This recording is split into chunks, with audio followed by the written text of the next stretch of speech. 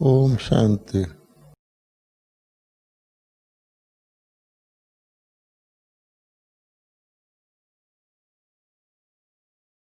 ये जो स्थान है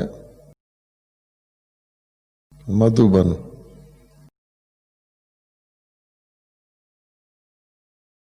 तो वैसे तो नहीं आ रहा।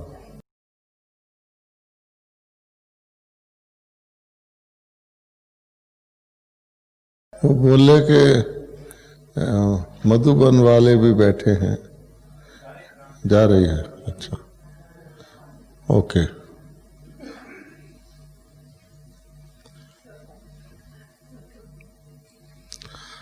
This place is called Madhuban. Madhu means sweet and Ban means forest. Forest of honey. Madhu means honey. ये जो जगह है इसका नाम है मधुबन।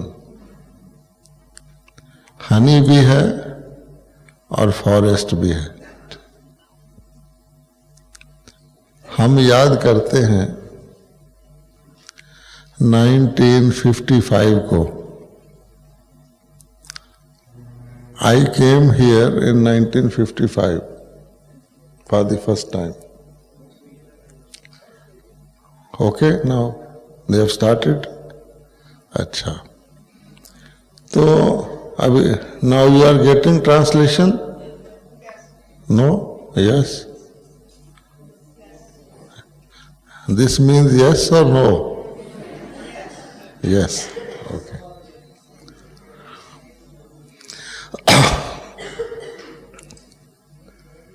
नाइनटीन 1955 में हम यहाँ आए। हमसे पहले भी आए। इस ब्रह्मा कुमारी यज्ञ की इतिहास के कई स्टेप्स हैं, कदम हैं। एक है जिसमें ओरिजिनल जो बाबा के साथ, ब्रह्मा बाबा के साथ सिंध में बाबा के बच्चे आ गए।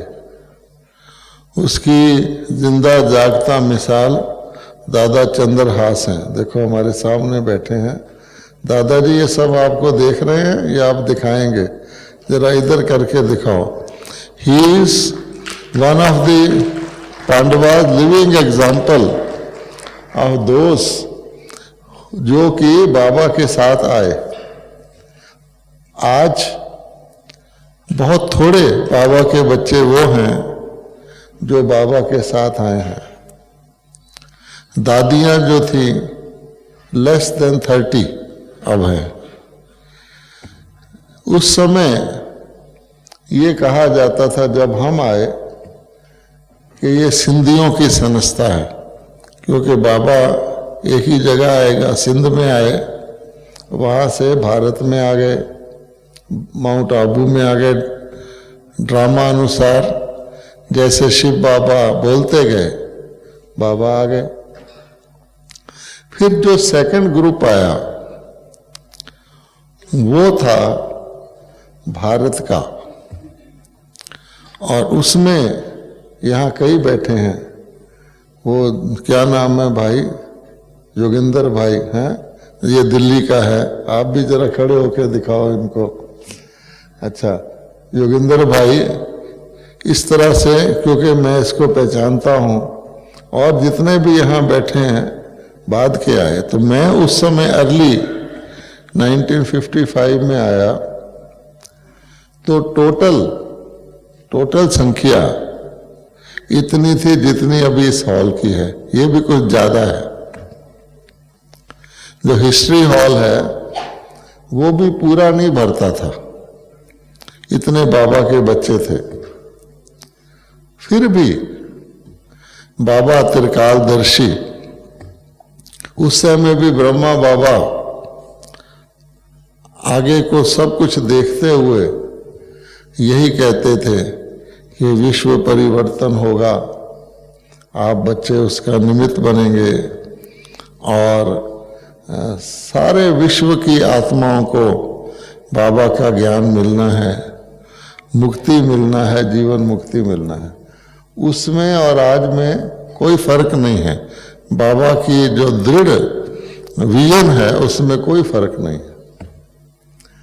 बाबा हमको सुबह, बाबा और मम्मा दोनों के फोटो इधर हैं, आप देखेंगे बाबा भी है, मम्मा भी है, बॉडी में थे। तो सुबह क्लास के बाद, क्लास में शिव बाबा ब्रह्मा बाबा में आके मुरली सुनाते थे, जैसे आजकल शिव बाबा गुलजार दादी की बॉडी में आके सुनाते हैं। ये सिर्फ पता लग जाता है, वो पता नहीं लगता था, परमानेंट उसका फिक्स्ड रथ था। मुरली सुनाने के बाद एक साइड का रूम था जिसको चैम्बर कहते हैं, चैम्बर। तो वहाँ बच्चे इनफॉर्मली बाबा के आसपास इकट्ठे हो जाते थे, जैसे ये आगे वाले इधर बैठे हैं चारों तरफ। उस समय बाबा, ब्रह्मा बाबा बोलते थे, आज शिव बाबा ने ये सुनाया, आज शिव बाबा ने ये सुनाया। ब्रह्मा बाबा ये भी कहते थे कि ऐसा नहीं है कि ब्रह्मा बाबा नहीं सुना सकते। कई मुरली में लौकिक बातें होती थीं। पोप, रोम का पोप बॉम्बे में आया, बाबा ने कोई पोस्टर देख लिया किसी चीज का, तो वो आता था, अखबार में कुछ देख लिया, लेकिन जो मूल ज्ञान था वो शिव बाबा सुनाते थे, मिक्स सुनाते थे। फिर भी बाबा कहते थे, हमेशा यही समझो कि शिव बाबा सुना रहा है।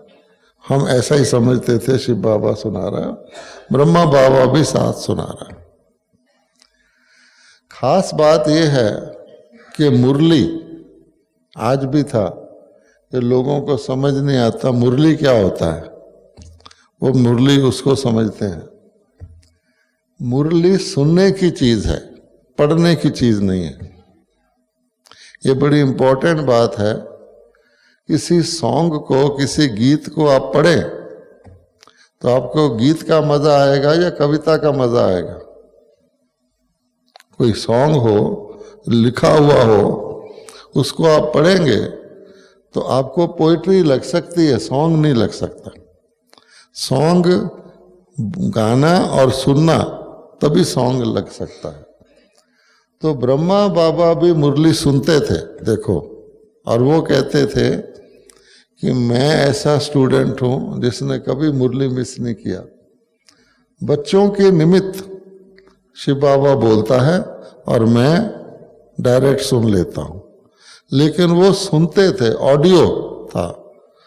तो हमें भी मुरली कभी पढ़नी पड़ जाए तो आप बोलकर पढ़िए। मैंने कई बार देखा है, कई माताएं, कई भाई जो अकेले मुरली पढ़ते हैं तो बोलकर पढ़ते हैं।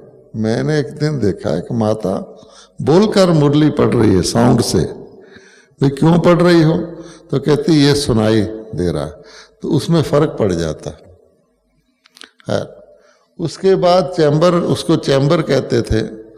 उसके पश्चात बाबा, मम्मा सब लोग फ्लीट बूट पहन लेते थे, वॉकिंग शूज, और सीटी बजाती थी, जो विसल होता ना, वो कॉर्क वाला, वो बजाती थी। हम सब इकट्ठे हो जाते थे इस कंपाउंड में और वॉकिंग के लिए जाते थे। अब क्या आप सोचिए कितना मजा आता था कि भगवान और बच्चे इकट्ठे वॉकिंग में जा रहे हैं। अब से 52 इयर्स पहले माउंट आबू की आबादी इतनी नहीं थी जैसे अब है ना, मोटर कार, ये वो बिल्डिंग, कुछ नहीं, बहुत थोड़ा। लेक था, स्ट्रीट्स थी खाली। कहीं कहीं मॉर्निंग में कुछ नन्स, क्रिश्चियन नन्स, यहाँ कुछ स्कूल हैं जहाँ वो पढ़ाती हैं, वो वॉकिंग करती थी। तो बाबा उनको देख के कहता था नन बट वन। ये जो नन बट वन आप मुरली में सुनते हैं कि नन केवल एक परमात्मा, तो उनको देख के कहता था, क्योंकि वो बिल्कुल साइलेंस में चलती थी। और हम क्या करते थे, कुछ सेंटर्स थे थोड़े से, मेरा ख्याल 9 या 10 थे इंडिया के, उससे बच्चे आते थे और वह बच्चे और जो यहाँ के रहने वाले भाई बहन हैं जिनकी ड्यूटी नहीं है भोजन आदि बनाने की, चलते थे तो बारी बारी टर्न बाय टर्न बाबा की उंगली पकड़ने में उनको मज़ा आता था। कभी एक ने पकड़ लिया, थोड़ी देर बाद दूसरे ने पकड़ लिया, इतने खुश होते थे कि हम बाबा का हाथ पकड़ के चल रहे हैं।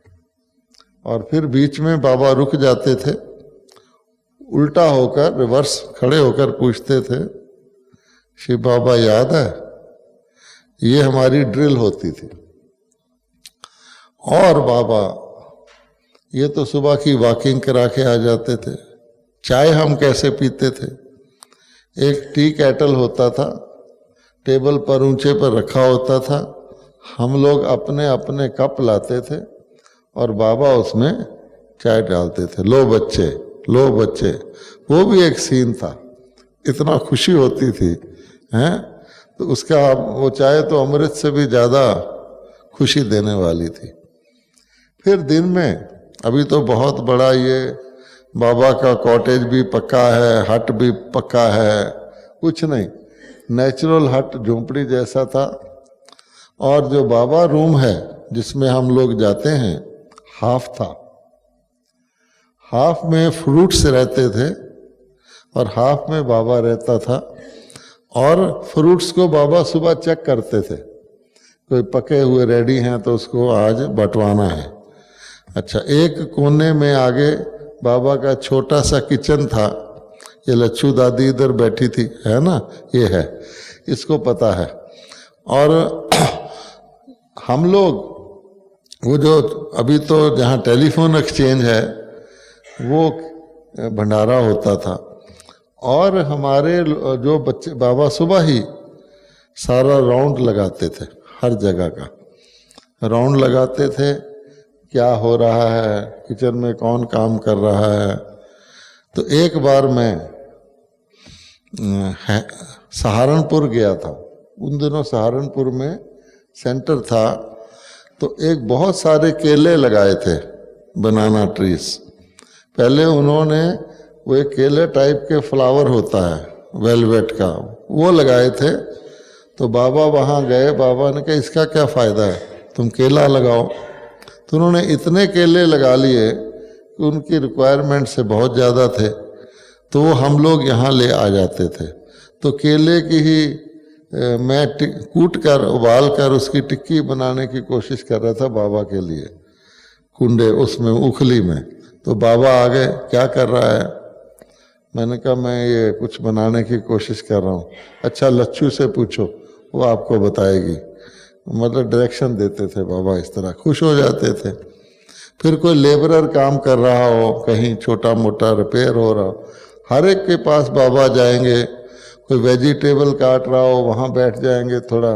तो बच्चे देखते ही इतने खुश हो जाते थे कि उसकी थकावट नहीं होती थी।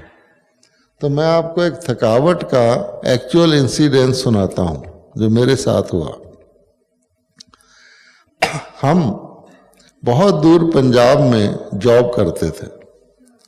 उन दिनों ये गाड़ियाँ वगैरह, रेलवेज वगैरह इतनी फास्ट नहीं थी, रिजर्वेशन भी बहुत कम होता था।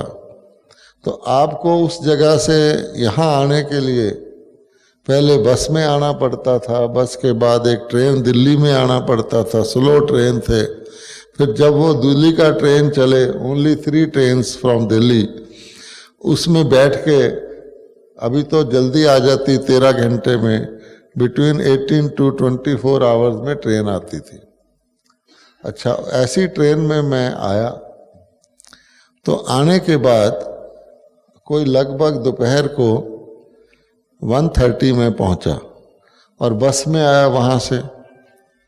अच्छा, अब 1:30 आकर मैं इधर आ गया माउंट पर, तो लंच टाइम हो चुका था, सब भोजन करके चले गए थे।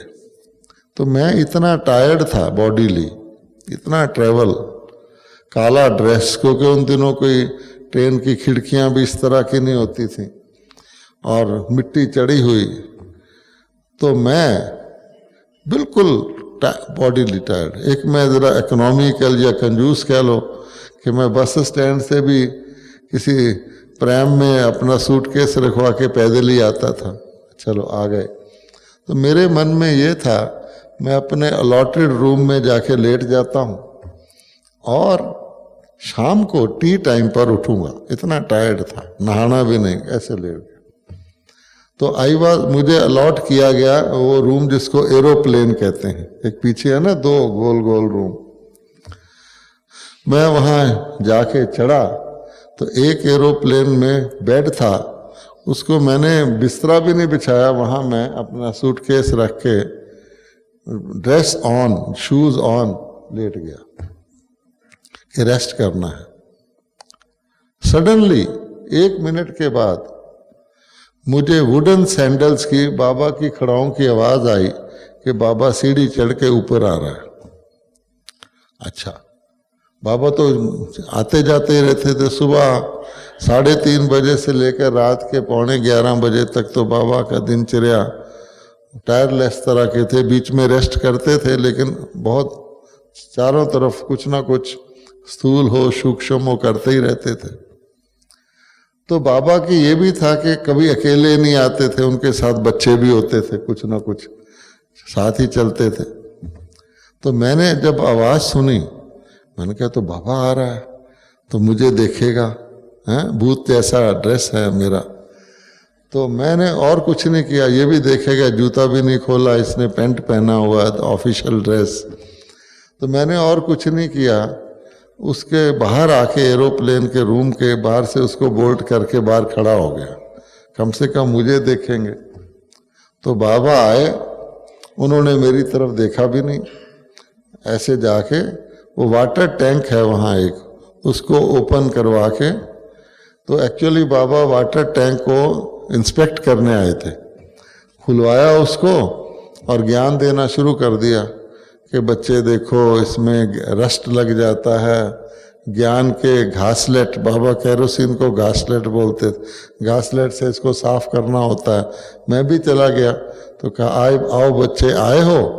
उन्होंने कोई ड्रेस व्रेस तो वो देखते नहीं थे, मुझे ही कॉन्शियसनेस थी कि मेरी बॉडी को देखेंगे, मेरी ड्रेस को, कुछ नहीं। 2-4 मिनट उसको इंस्पेक्ट करके ज्ञान सुना के बाबा चले गए। अब उसके बाद मेरी थकावट, जो कि 2.5 दिन का रेल ट्रैवल था, और मैंने आपको अपना सारा बता दिया दशा, वो थकावट ऐसे दूर हो गई, ऐसे जैसे किसी से बिल्कुल हटा दी जाए और बिल्कुल फ्रेश। मुझे कोई कहे उस वक़्त लेट जा, तो लेटने की इच्छा ही नहीं।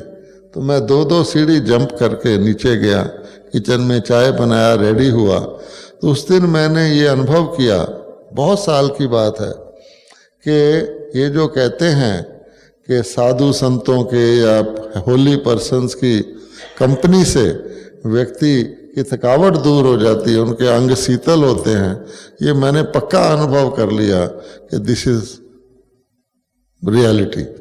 और हमने ये देखा है कि जो भी हमारी बहनें भाई जिनको खुशकिस्मती से इनके साथ रहने का मौका मिलता है, उनको लर्निंग जो है नेचुरली हो जाती है। उनके संस्कार, जैसे चंदन के संस्कार साथ वाले वृक्षों में आ जाते हैं, ये समीपता भी एक सौभाग्य है। ये मैंने नोट किया। आप दूर रह के एफर्ट करते रहो, आपका भी अनुभव होगा। आप माउंट आबू आते हो, वहाँ आप 1 साल योग लगाते रहो, क्लास भी करो, ज्ञान भी सुनो, सब कुछ करो, सेवा भी करो, लेकिन यहाँ आके जो समीपता है, लाइक ए रोज गार्डन, तो रोज गार्डन में आपको किसी फूल को तोड़ के सूंघना नहीं पड़ता, या बुके को नहीं, वहाँ आप सैर ही कर लो तो आप फ्रेग्रेंट हो जाते हो। इस तरह का अनुभव तो कई लोगों को जिनको अनुभव है वो तो है ही कि माउंट आबू आने के या बाबा के गार्डन की फ्लावर्स के साथ रहने के क्या एडवांटेज हैं, बहुत सारे भाई बहनों को इसका अनुभव है। तो it is something worth while. और यहाँ आकर भी फिर कई तरह तरह के हैं, कई तो गपशप मारते रहते हैं, कई अपने ही जो जिन मित्रों से वहाँ मिलते हैं उनसे यहाँ मिलते रहते हैं, डाइनिंग भी करेंगे तो उसी के साथ, अपने देश वाले के साथ। कई फिर एडवांटेज लेकर दूसरों से मिक्सअप होते हैं, वे हमारी अनलिमिटेड फैमिली है, तो अनलिमिटेड आउटलुक उसका ये है। अच्छा, तो इस प्रकार की दिनचर्या में फिर भोजन होता था। हम लोग फिर इवनिंग टी को बहुत खुशी से देखते थे। जो आफ्टरनून है उसमें क्या होता था कि बाबा हम लोगों को ले जाते थे। पास पास पहाड़ियाँ थीं, छोटी बड़ी, इतनी बिल्डिंगें नहीं थीं, तो किसी न किसी नज़दीक की पहाड़ी पर जिसमें कि छोटा सा रास्ता होता था और पत्थर भी पड़े होते थे, बाबा खुद आगे चलते थे, हमको ले जाते थे। जहाँ ओपन स्पेस देखा, कभी कहाँ कभी कहाँ, वहीं पर चाय की केतली आ जाती थी, वहीं पर बिछाने का आ जाता था थोड़ा, और वहीं टोली वगैरह आ जाती थी, भाई बहन ले आते थे। तो उस समय ये था, अगर आप योग में चल रहे हैं तो कोई भी पत्थर हिले जुले कुछ हो तो आप ठीक ठाक पहुंच जाएंगे, कोई खतरा नहीं है आपको गिरने का। और अगर आप सावधानी संसारिक बरत के चलेंगे तो कुछ ना कुछ खतरा हो सकता है। तो वो भी हमें एक बहुत खुशी होती थी। फिर थोड़ा बहुत बाबा मम्मा कभी एक दो शब्द बोलते थे, हम चाय वगैरह पीते थे। उसके बाद बाबा खेल करते थे। ये जो होता ना, क्या कहते हैं इसको, बैडमिंटन रैकेट। तो जहाँ अभी कपड़े आयरनिंग होते हैं बैक साइड में, जहाँ मिल्क की शॉप के नीचे, वहाँ वो बाबा आते थे पीछे से, और एक तरफ सारे ही बच्चे जिसने खेलना हो और एक तरफ अकेला बाबा, और इतने जोर से बाबा कहते लो बच्चे लो बच्चे, हम लोग भागते फिरते थे। तो उसमें पता लगता था कि कभी थकना थुकना तो है नहीं बाबा ने। तो वो भी हमें बड़ा जॉय मिलता था कि बाबा रैकेट खेलते हैं। और कभी कभी उससे पहले आफ्टर लंच बाबा बच्चों से इंडोर भी खेलते थे अपने कमरे में, जहाँ बाबा गद्दी पर बैठते हैं ना, हम तो कुर्सी वगैरह पे बैठते हैं, वो उसी पर ही बैठते थे गद्दी पर। तो वहाँ दो बातें बड़ी मज़ेदार होती थी। एक तो ये कि अगर बाबा का लौकिक बेटा, वो जो कभी कभी आते हैं नारायण दादा, वो आया हुआ हो और हम लोग आए हुए हों, तो बाबा लौकिक बेटा तो पहले तो सभी सामने ही बैठते हैं, लेकिन बाबा लौकिक बेटे को कभी नहीं कहते थे यहाँ आके बैठो, हम लोगों को कहते थे मेरे पास आके बैठो।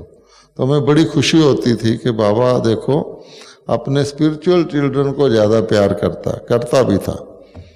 अच्छा, तो हम रोज़ कुछ ना कुछ खेलते थे, तो बाबा ही जीतता था। जो हम खेलते थे ना कार्ड्स वगैरह, पहले तो मुझे कार्ड्स खेलने आते नहीं थे, हालांकि मैं अपनी कंपनी में ऑफिसर था, मुझे कार्ड खेलने नहीं आते थे। तो बाबा ने कहा तुमको कार्ड खेलने नहीं आते, तुम क्लब में नहीं जाते? मैंने कहा जी मैं क्लब में जाता तो हूँ, पर ऑडिट करने जाता हूँ, उसका देखने मैं वैसे कभी नहीं गया, मेरी इच्छा नहीं, मेरे घर के पास ही क्लब है। तो सिंपल था, बहनों ने सिखा दिया ऐसे ऐसे होता है, तो खेलते थे।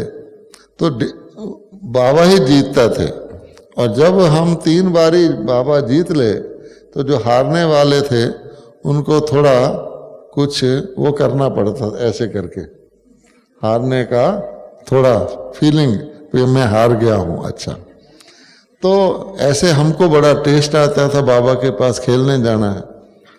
तो वन सच टाइम, एक बार ऐसा हुआ कि बाबा ने बुलाया नहीं।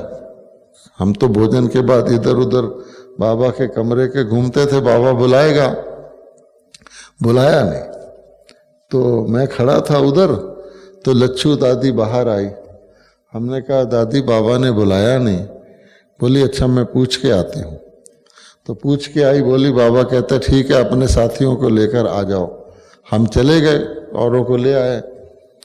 तो बाबा थोड़ा रिक्लाइनिंग अपने गद्दे पर रिक्लाइनिंग ऐसे झुके हुए, जैसे चिट्ठी लिखते हैं ना, शॉल ओढ़ा हुआ था, ऐसे थे।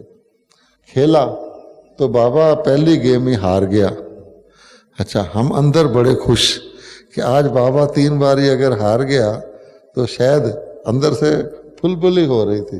बाबा को कहना तो बड़ा मुश्किल है कि बाबा ऐसे करो, परंतु हमें हैरानी भी हुई कि बाबा हार गया, कभी हारता नहीं। तो हमने पूछा लच्छू दादी बाबा हार गया।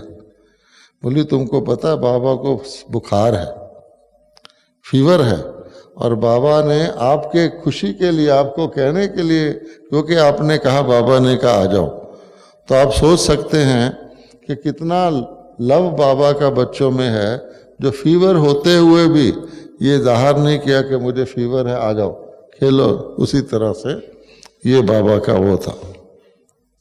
अच्छा, एक बार सुबह सुबह बाबा कोई चीज़ पी रहे थे, लिक्विड, और बड़ा स्वाद लेकर पी रहे थे। होता ना जैसे ऐसे टेस्ट साउंड करके। तो मैं उधर से गुजर रहा था, मैंने सोचा बाबा कोई बढ़िया चीज़ पी रहा है। तो मैंने कहा बाबा आप क्या पी रहे हैं?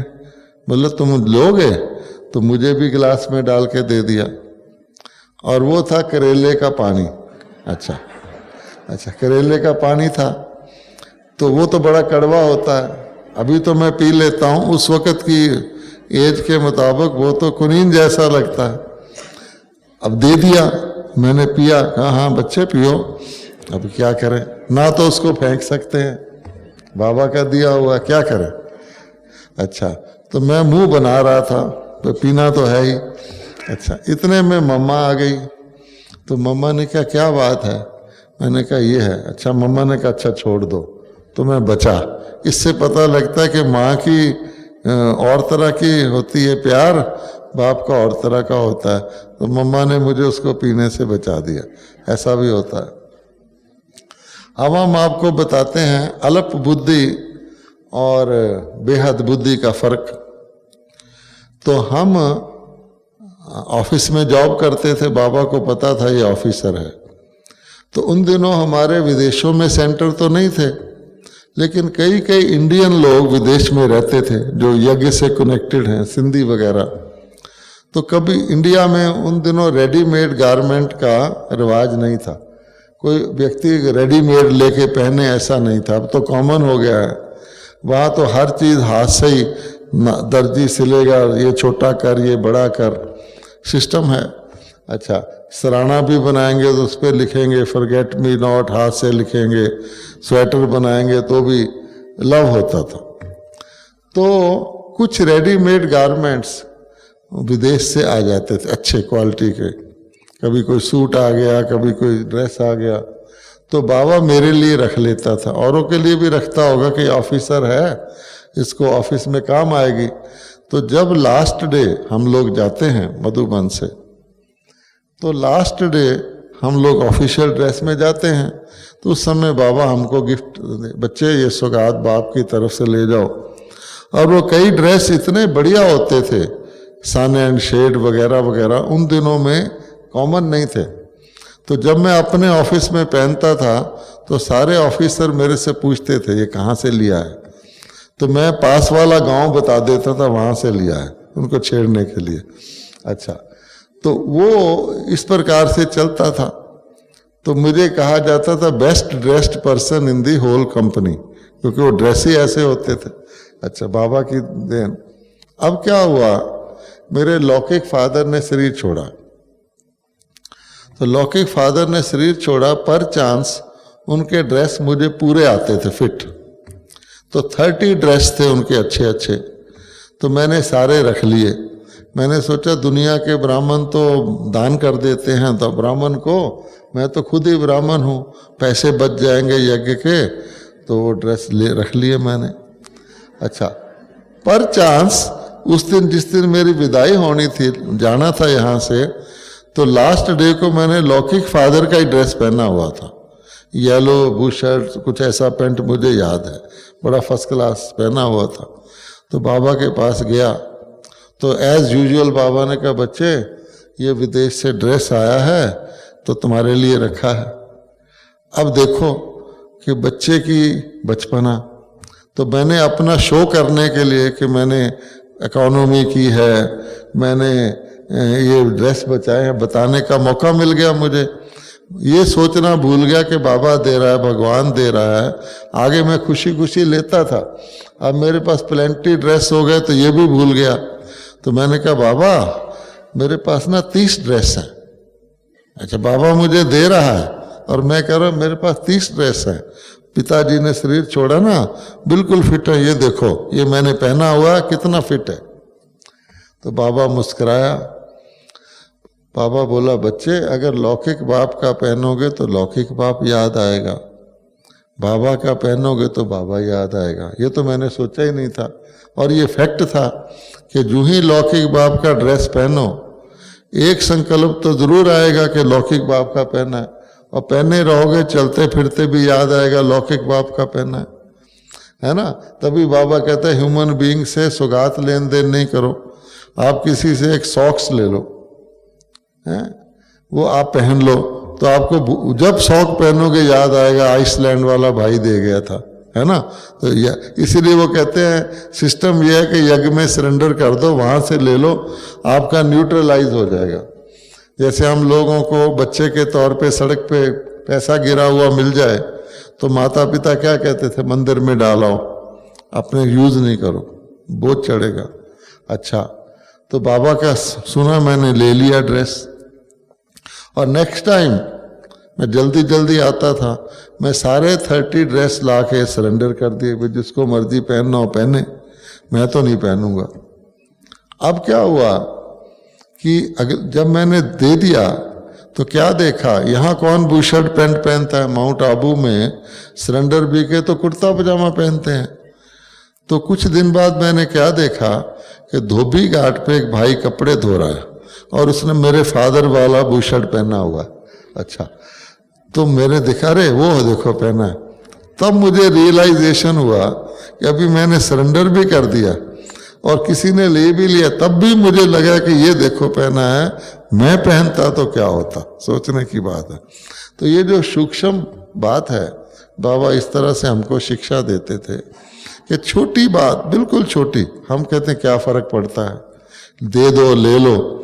एक बारी बड़ी दीदी ने हम सबको खड़े करके प्लेज करवाया था, क्योंकि यहाँ सौगात देने का सिस्टम चल जाता है, इसको दे दिया उसको, कि आप लोग कभी भी किसी मनुष्य आत्मा का दिया हुआ नहीं पहनोगे, उसमें कल्याण है, यज्ञ से ही मिलता है। तब हमने पता लगा कि यहाँ तो बड़ा सूक्ष्म सिस्टम है। इवन सीनियर दादियाँ उनको लिस्ट बना के देती हैं, ये लेना है, ये चाहिए, ये चाहिए, वो पास कर देते हैं, लेकिन सिस्टम है ताकि ये लगे कि हम यज्ञ से ले रहे हैं, हालांकि वो यज्ञ के मालिक हैं, निमित्त। तो ये बाबा की शिक्षाओं की इस तरह की चीजें हैं। तो कहने का भाव ये, अच्छा एक आपको लास्ट मम्मा का भी सुना देते हैं कि मम्मा, लास्ट मेरी मुलाकात मम्मा के साथ यहीं पर हुई थी। अच्छा, मम्मा और बाबा की एक बात और ये है, उनमें सिंपलिसिटी बहुत थी। सिंपलिसिटी जिसको कहते हैं, एक्सट्रीम सिंपलिसिटी, चाहे वो पहनने में हो, चाहे वे खाने में हो, रेगुलरिटी, सिंपल, नेचुरल रेगुलरिटी और सिंपलिसिटी। तो मम्मा ने, आपको पता है, आप मुरलियों में सुनते हैं कि एक साधारण कन्या, फैशनेबल कन्या, उसने एकदम जिस दिन से ये ज्ञान का रास्ता अपनाया, मुड़ के नहीं देखा, और अपने अंदर, उन दिनों कोई पब्लिक सर्विस नहीं थी इतनी, मम्मा कई कुछ समय ही बाहर रही है, एक आध बार कानपुर गई है, ऐसे दिल्ली में आई है, हमारे जहाँ मैं जॉब करता था वहाँ भी आई थी, पंजाब में आई। लेकिन उसने हर ज्ञान के बोल को प्रैक्टिकली धारण किया और उसको एब्जॉर्ब किया, यहाँ तक कि मम्मा के फिजिकल फीचर ही बदल गए, मदर लाइक हो गए। ये बड़ी चीज़ है कि है उसी उम्र की जिसकी बाकी बहनें हैं, कई बल्कि उससे बड़ी हैं। हमने तो ये भी देखा कि मम्मा की माँ मम्मा को मम्मा कहती थी। मम्मा की जो लौकिक मदर थी वो मधुबन की ऑफिशियल संदेशी थी, ऑफिशियल अपॉइंटेड संदेशी। वो मम्मा की गोद में जाती थी, बाबा मम्मा को मम्मा कहते थे। और मम्मा इतनी रिस्पेक्टफुल थी कि बाबा के आगे मुरली नहीं चलाती थी। जब मम्मा को मुरली चलानी हो तो बाबा बाहर टहलते रहते थे, तब मम्मा कहती थी बाबा के आगे बोलना ही नहीं है। इतना मैनर्स थे, कम से कम बोलती थी। धारणा इतनी रखती थी कि सिर्फ पास से गुजर जाए तो बोलने वालों की कन्वर्सेशन की साउंड कम हो जाती थी। मम्मा लाइक दैट, प्रैक्टिकल और स्वीट थी चेहरे से, डिसिप्लिन बहुत थी। खुद का डिसिप्लिन इतना था, दूसरों में भी। और अगर आप मम्मा का फोटो कभी गौर से देखेंगे तो आपको दिखेगा कि सामने देख रही है लेकिन थोड़ा सा ऊपर देख रही नजर आएगी। जैसे आप यहाँ आंखें खोलकर योग में परम धाम को याद करें तो आपकी आंखें थोड़ी सी ऊपर चढ़ जाती है ना, तो बिल्कुल कंटिन्यूअस मम्मा ने अभ्यास किया था। तो मैं अपनी लास्ट मुलाकात बताना चाहता हूँ। एक तो मोहिनी बहन जो वो मम्मा की ब्राह्मणी थी, जो नीचे मोहिनी बहन रहती, वो मेरे साथ रही है 17 साल। वो मुझे मम्मा के बारे में बताया करती थी।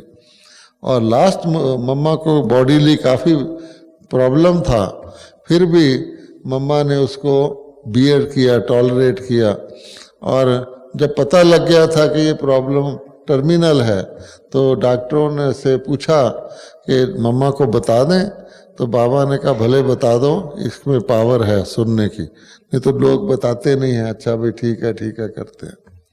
तो लास्ट टाइम ये हुआ, मैं तो अपनी जॉब से छुट्टी पर आता था, तो मॉर्निंग में क्लास के बाद मैं सारा लेक का राउंड लगा के पांडव भवन में एंटर हो रहा था। और उस समय मम्मा बाहर निकल रही थी अपनी ब्राह्मणी के साथ वॉक करने के लिए। और मम्मा रिस्पेक्टफुल इतनी थी, जी के बगैर बात नहीं करती थी, लेटर भी लिखेगी तो जी करके। अच्छा, तो मैंने कहा मम्मा आप वॉकिंग करने जा रही हैं? कहती आप तो कर रहे हो ना। तो मैंने कहा नहीं, मैं आपके साथ चलता हूँ। ऐसा ड्रामा में था। तो उस दिन मैं मम्मा के साथ गेट से दोबारा गया और वो अनादरा पॉइंट तक गया, बात करता करता गया, बात करता करता आया। बहुत सी बातें, वो मेरी लास्ट मीटिंग थी, मुझे पता भी नहीं था मम्मा ने शरीर छोड़ देना है। बहुत सी बातें की, उसमें खास बात ये थी, मैंने कहा मम्मा अभी तो आप मेरे साथ चल रहे हो, मुझे पता आप मम्मा हैं, मैं ब्रिज मोहन हूँ, सतयुग में कैसे पता लगेगा है, मैंने पूछा।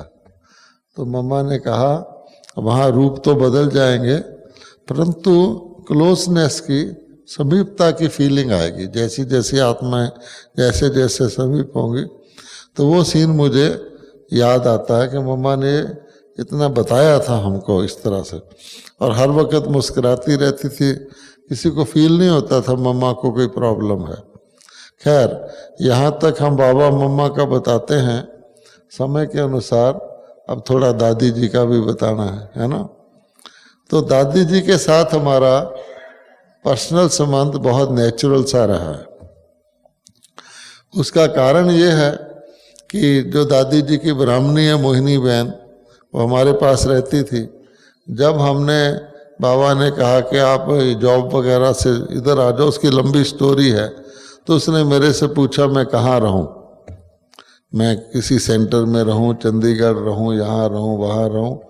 तो मैंने कहा बहन जी मेरी राय है कि आप माउंट आबू में रहो हैं, अगर आप मेरे से पूछती हो।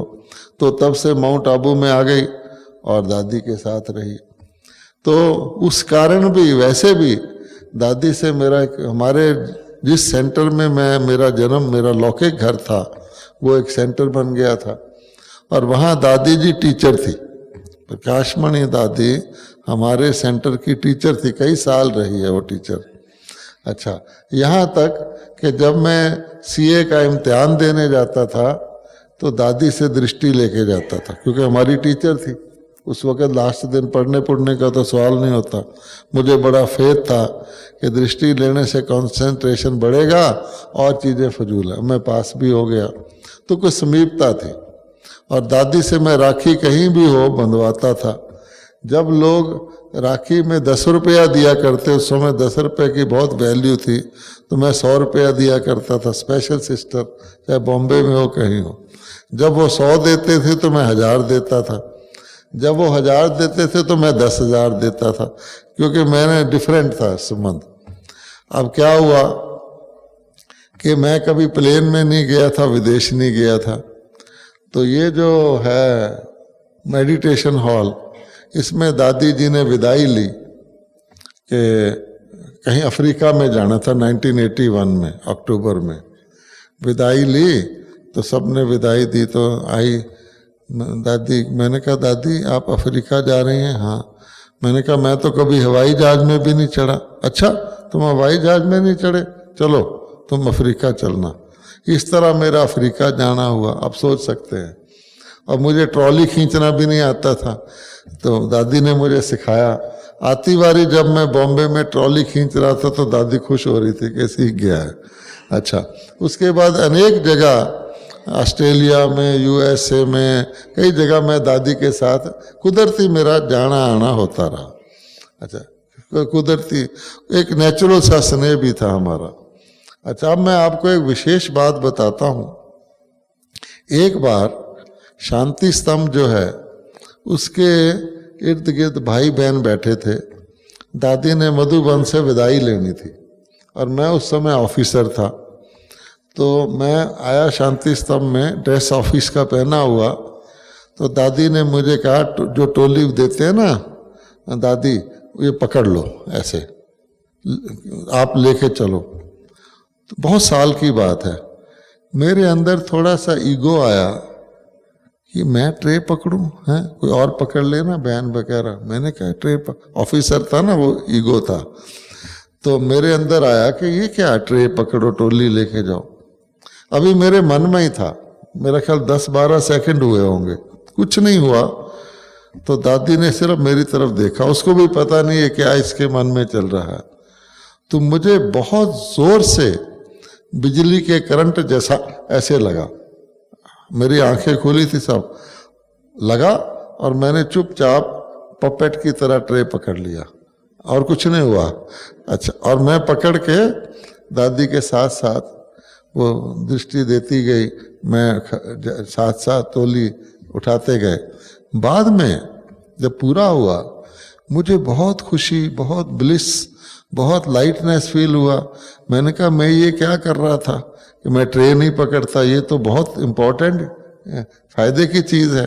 तब मुझे रियलाइजेशन हुआ कि ये ईगो जो होता है ना, ऐसे चिपट जाता है व्यक्ति को, उससे जाता ही नहीं कि मैं ऑफिसर हूँ बस। हालांकि बाबा ने मुझे जॉब कराया था, निमित्त हूँ, रोज दिमाग में था निमित्त, तो फिर भी ऐसा होता है। तो इनकी जो शक्ति है। दूसरी बात कि दादी जो मुंह से कह दे, इतनी दादी में ऑनेस्टी और प्योरिटी, इंटेग्रिटी थी, कह दे, आपको लगेगा कि ये क्या कह रही है, तो गलत हो रहा है, यज्ञ का नुकसान हो जाएगा, वो हो जाएगा और उसमें फायदा हो जाएगा। ये भी हमने देखा। दिल्ली में एक मकान था, रेंटेड हाउस, अच्छा सेंटर वहाँ चलता था। तो हाउस ओनर ने क्या किया कि कहा मेरा हाउस खाली कर दो, मेरा हाउस खाली कर दो, मैं रिटायर हो रहा हूँ। तो हमने पता किया तो रिटायर नहीं हो रहा था, वो झूठ बोल रहा था। तो वो चाहता था किसी ज़्यादा किराए पर दे दें, ऐसा कई जगह होता है। तो हमने कहा कि नहीं, आप तो हमें पता आप रिटायर नहीं हो रहे, कि हम सेंटर कहाँ ले जाएंगे, 70-80 बहन भाई आते हैं। तो वहाँ आई दादी, तो पति पत्नी वहाँ आ गए दादी जी से मिलने, और आए, मैं भी वहाँ बैठा था। कहा दादी ऐसे ऐसे कहा, हमारा मकान खाली कर दीजिए। दादी ने कहा कर देंगे, और चले गए। तो वो बाहर गए, मैंने कहा दादी जी आपने क्या कहा मकान खाली कर देंगे, आजकल मकान मिलते ही कहाँ है किराए पर, और वो स्टूडेंटों का क्या होगा जो 70-80 स्टूडेंट वहाँ आते हैं, कहाँ जाएंगे। कहती है देखो, मैंने कहा मेरी समझ में नहीं आया, आपने कह दिया, वो तो झूठ बोल रहा है। कहती देखो वो सुप्रीम कोर्ट में आया है, हमारे पास आया है, वही व्यक्ति अगर हंगामा करे, झगड़ा करे, शोर करे, वहाँ लड़ाई करे, तो ये तो शांति से आया।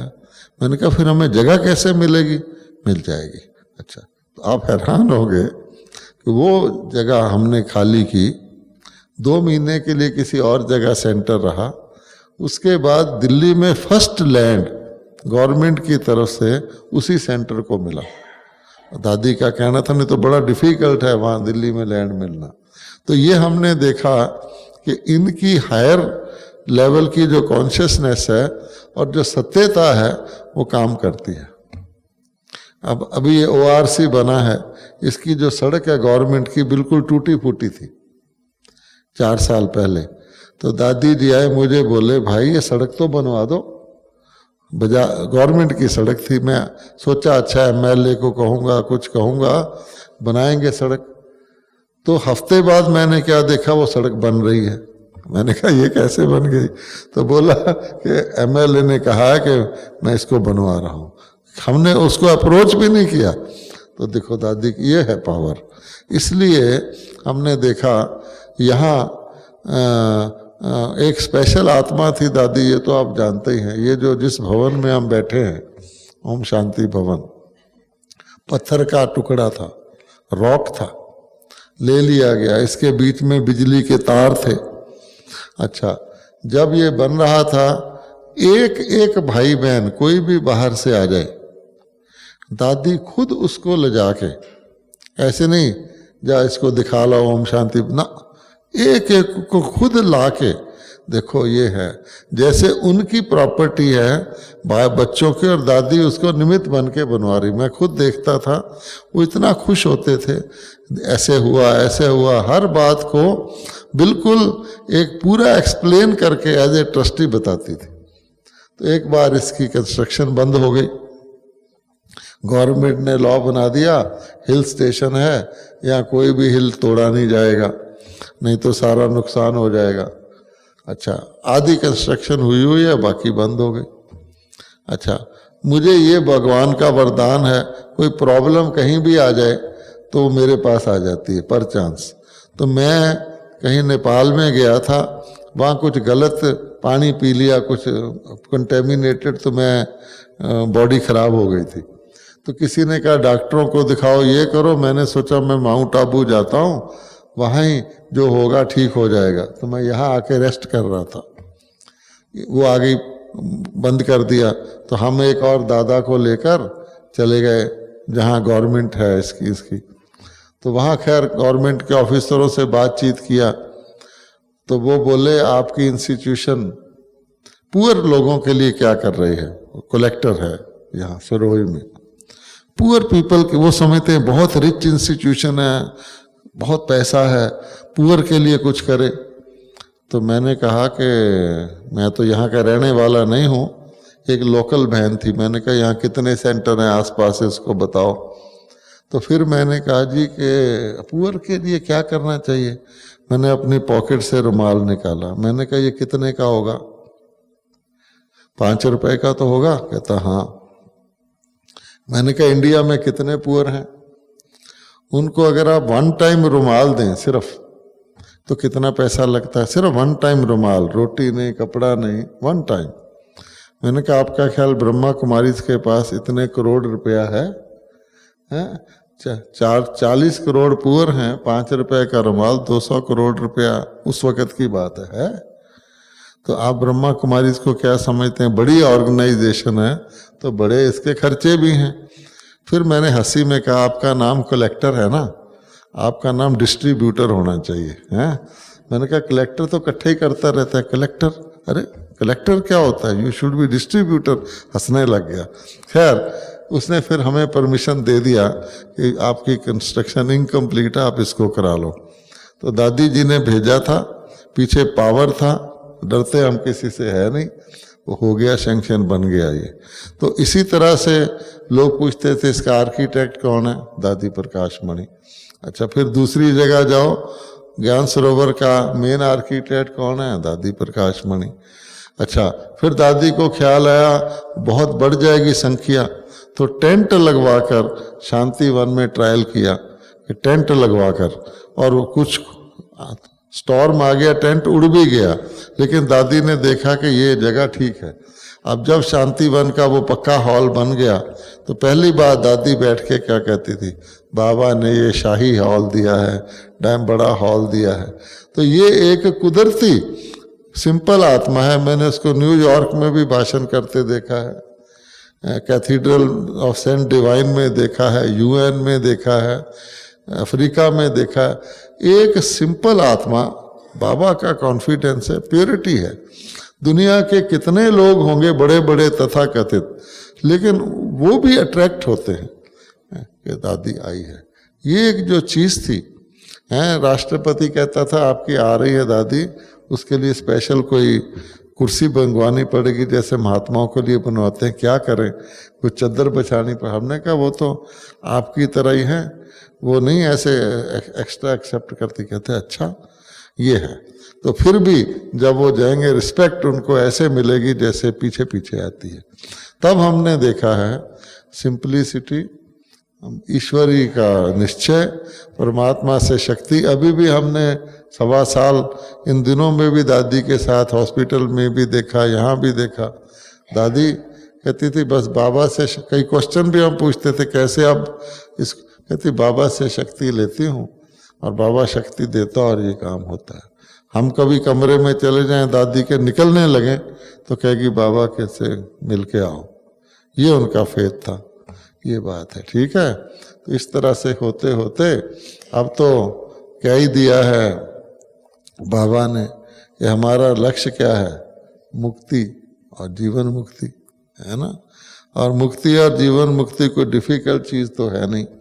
मैंने तो ये एक्सपीरियंस किया कि हम खाम में उड़ने वाला पंछी पिंजरे में आ जाए और कहे मैं तो उड़ रहा हूँ, जबरदस्ती हम फंसे हुए हैं बीके होकर, और कोई मुक्ति जीवन मुक्ति ना हो। मुझे तो आश्चर्य लगता है कि अभी क्यों है, खाम अपने ऊपर ये लगाते हैं। तो सिंपल बात हमने देखी है कि एक जगह हमें अभी रिसेंटली जाना पड़ा, वरी सबसे ज़्यादा लोग आजकल वरी मैंने फिक्र। तो बाबा कहता था आप फिक्र से फारग हो, बेगमपुर के बादशाह हो।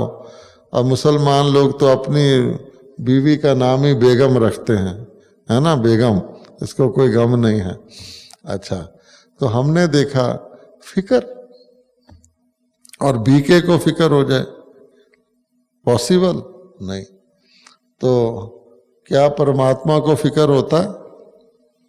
अभी भी देखो दादी ने ऊपर सूक्ष्म वतन से दादी आई, मधुबन का चक्कर लगाया, कई ऐसी चीजें देखी जो आश्चर्यजनक थी। दादी सोचती भी नहीं थी कि ये यहाँ होता होगा। तो बाबा ने कहा देख, साकार बाबा भी जब अव्यक्त हुए थे तो भी ऐसा ही हुआ था।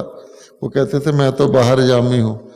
तो दादी कहती बाबा आप ये सब देखते रहते हो? वो भी हैरान हुई, लेकिन बाबा ने दिखाया। तो बाबा को ये देखते हुए सब फिक्र होता है कभी नहीं, तरस आता है। कहीं पर तरस आता होगा, फिक्र तो नहीं होता। अच्छा, भगवान को फिक्र हो ही नहीं सकता, हालांकि दुनिया बैड टू वर्स जानी है, हैं? बाबा देख रहा है मेरा अनन्य बच्चा बीमार है, इसको इस प्रोसेस से जाना पड़ेगा, फिर भी बाबा को फिक्र तो नहीं है।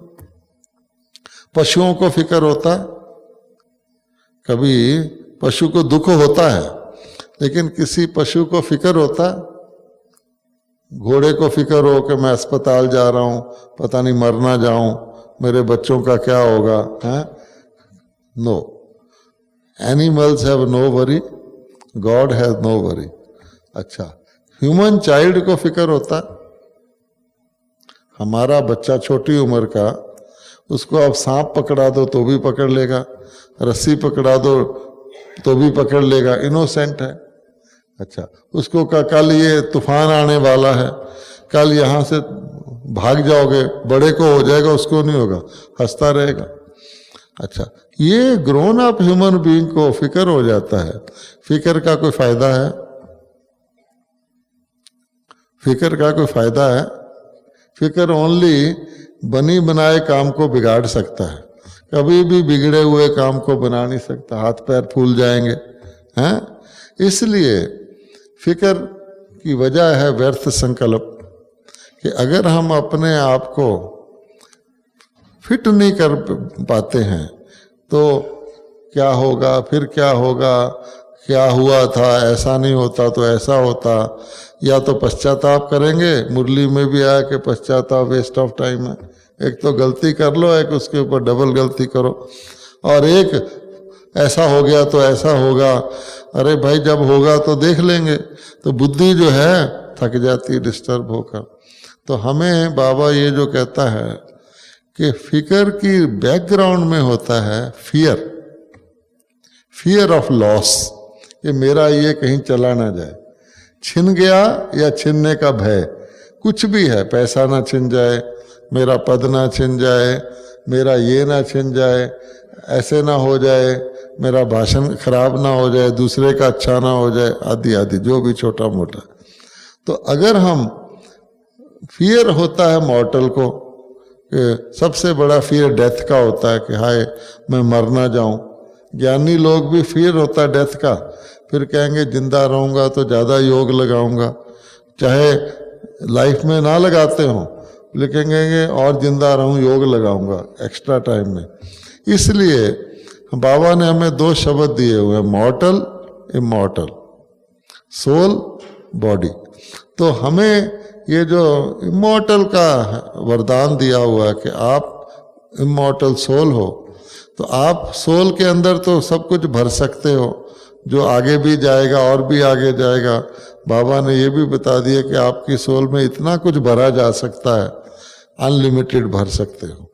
उसमें भी हम व्यर्थ भरते जाएं, गैप डालते जाएं तो गड़बड़ है। तो इसलिए मैंने तो ये देखा, अगर हम एक शब्द याद रखें, मैं इमॉर्टल हूँ, तो बेसिक फियर डेथ का घटेगा तो बाकी फियर भी घटेंगे। मुझे अपने कर्म से मिलना है, तो फियर काहे का, कर्म से हिसाब चुकतू होगा या कुछ प्राप्ति हो जाएगी। तो इसको ड्रामा कहते हैं। तो इसलिए ये जो बाबा ने कहा 3 बिंदी लगा लो और बिंदी में कायम रहो, तो आप देखेंगे इसका हम अभ्यास करेंगे तो हमें फियर और वरी खत्म हो जाएगी। तो उसकी जगह क्या आ जाएगा फिर? खुशी, शांति। ओम शांति, ओम शांति। बहुत खुशी हुई मेरे को तो कहा, मैं तो आया था यहाँ पांडव भवन के भाई बहनों का आज क्लास था, क्योंकि वो मुझे कहते थे भाई आप आते ही नहीं, पांडव भवन आपका है। मेरे को तो यहाँ आके बड़ी खुशी होती, यहीं के हम पैदा हुए हैं, सारी तपस्या भूमि है ये बाबा की। और यहाँ आने से बाबा के एक एक वो दृश्य याद आता है। अभी मैं कमरे में गया, कैसे रात को बाबा को हम बेड में गुड नाइट करने जाते थे, है ना।